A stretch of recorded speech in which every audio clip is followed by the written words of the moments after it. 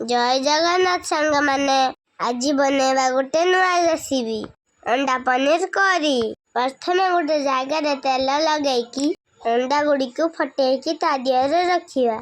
तापरे ताको चामच साहाय्य गोरई दबा।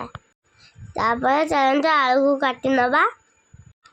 कड़ाई पानी दे आलू को सिझेबा। अंडा को जो गलाई रखिले ता दिहरे बसई दबा। अंडा हमर हो जाइए पीस पीस कर काटी दबा। कड़ाई रे देवा तेल हल्दी लूण कटा अंडा पीस देकी भाजी नबा।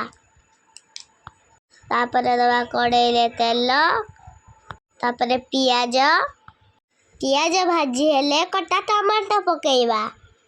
टमाटो को टिके भाजी दबा। तापरे बाटी रखिथिबा मसला पकेइबा।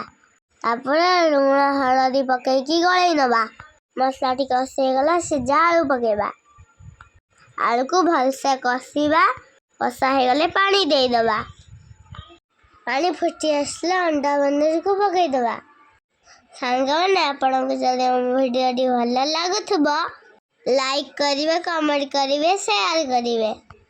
सांग माने आपन एमिति थरे बनै खांतु। एमे हमर तरकारी